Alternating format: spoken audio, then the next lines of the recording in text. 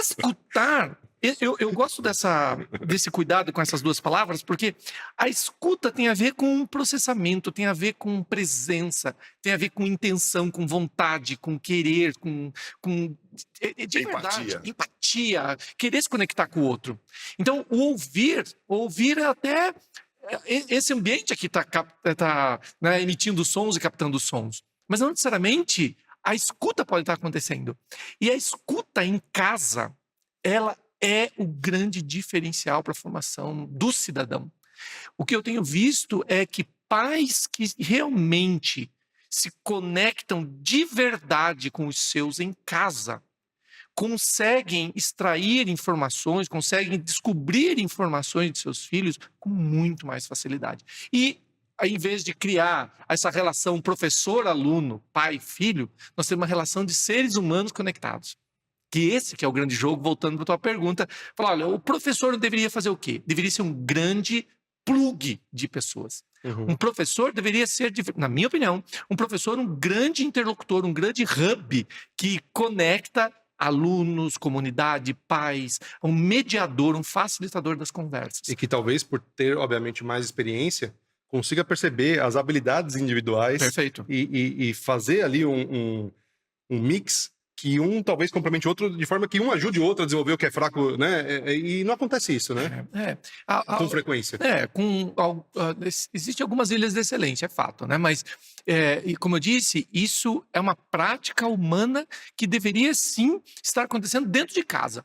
Dentro de casa, e a partir da casa, nós provocarmos os outros meios que usamos com os nossos filhos. Um deles é a escola. Mas não só a escola. Mas a escola, a comunidade, o clube, a igreja, né? Tudo que onde nós, de alguma forma, colocamos os nossos filhos à exposição. Mas se não vem esse exemplo em casa, com os pais, dificilmente isso vai acontecer. Provavelmente, pais que não escutam seus filhos, ou não se conectam de verdade com seus filhos, estão ali imersos numa tela do WhatsApp, faz de conta. Veja, o celular passou a ser um elemento dentro do almoço. Na mesa do almoço. O pai deixa o filho com o celular e dane-se. E dane-se, exatamente. Acontece isso. Em qualquer canto você identifica. Veja uma praça de alimentação de shopping. Você entra, as pessoas saem de casa para almoçar fora e chegam lá na mesa, ficam no celular. Vê no restaurante. Chega no restaurante, as pessoas chegam e não estão conversando com seus filhos. Você vê as crianças brincando no celular, tipo, dá paz para nós aqui. Cara, só depois não reclama que teu filho depois não vier almoçar com você.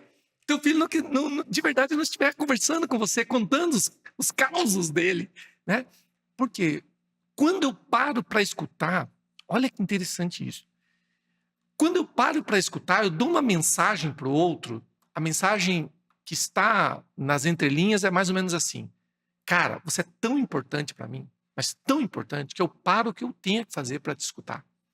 Que eu paro para estar contigo. Então, quando eu escuto alguém, eu estou dando um sinal de importância para o outro. Estou dando sinal de importância e não trazendo a importância para mim. Lembra que eu falei do professor, do ego? Não estou trazendo para mim. A escuta, ela equilibra tudo isso. Ela coloca tudo na mesa. E aí, já indo para um pouco da palavra, essa palavra eu coloquei no título do meu livro, em homenagem ao professor Rubem Alves. O professor Rubem Alves, talvez dos educadores brasileiros, foi o que mais se sobressaiu com essas provocações, a qual eu tive uma grata felicidade em um momento da minha vida mostrar um pouquinho na época do início da pesquisa, ainda não do livro. E professor, há memes dele que circulam pela internet dizendo: eu vejo por aí cursos de oratória que ensinam as pessoas a falar, mas eu queria ver um curso de escutatória que ensinasse as pessoas a escutar. Mais ou menos assim. Então, para você é difícil escolher uma escola para os seus filhos, né? É bastante. E realmente, veja como é interessante isso que você disse. De novo, nosso papel como educadores em casa. Em casa, esse é o grande X da questão. Difícil mesmo, concordo.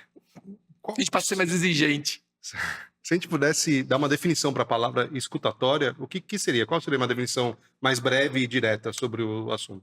Se conecte antes de falar. Preste atenção.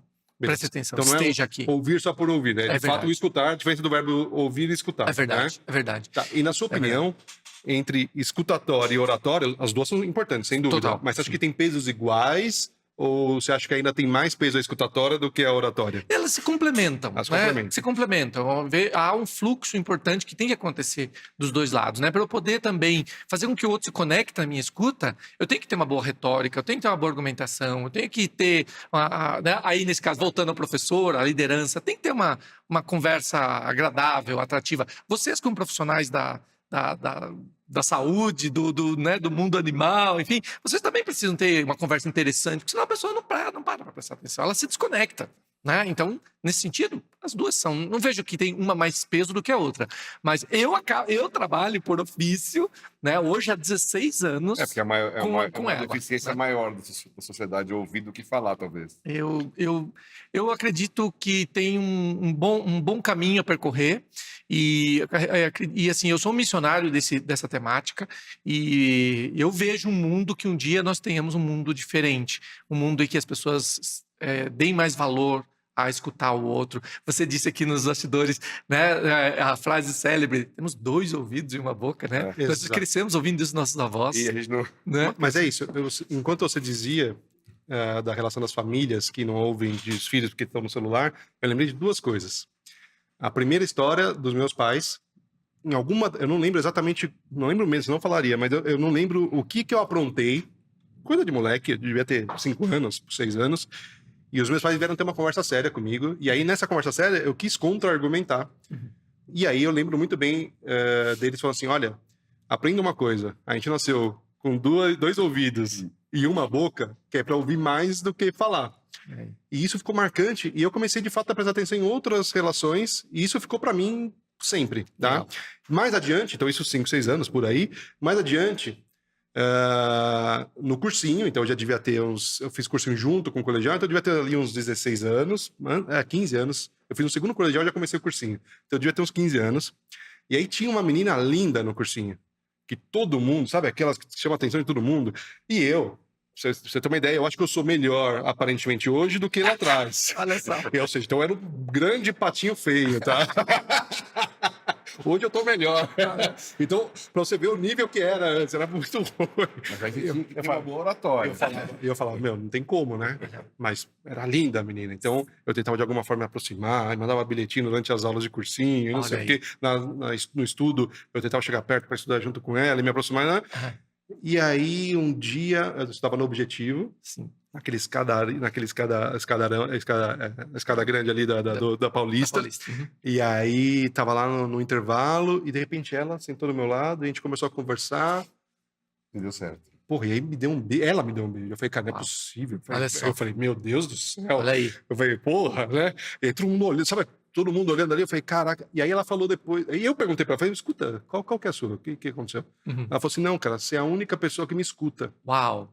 E isso ficou marcado, cara, de um Que dia. legal. E isso depois modificou toda a minha relação, inclusive com os clientes. Que legal. Porque para fazer um bom trabalho com os cães, você precisa escutar muito bem os donos para entender, escutar os cães também, depois a gente vai falar disso, e escutar os donos, os clientes, para entender quais são as necessidades, quais são as expectativas, para você alinhar bem o início do trabalho, para conseguir entregar aquilo que ele está esperando, porque senão você não consegue nada, né?